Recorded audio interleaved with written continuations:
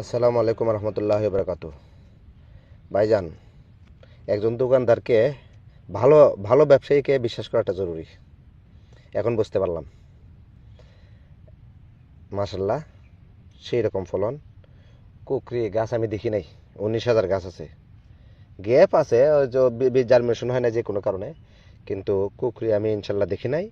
গাছ ভালো আছে মাশাল্লাহ, আমি খুব খুশি। রেট যাই পাই, রেট নিরাশা যাই পায়, তাতে কোনো সমস্যা নাই, কিন্তু ফলন ভালো, ফলন চ্যাম্পিয়ন ফলন।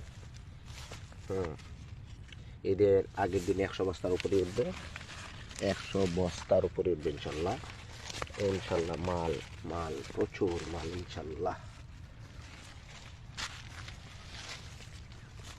কিন্তু এখন শশা অনেক বড় হয়ে গেছে, শশা আলোর সাথে করে পারতেছে না, কামলা কম, এই আশা একটা অলস।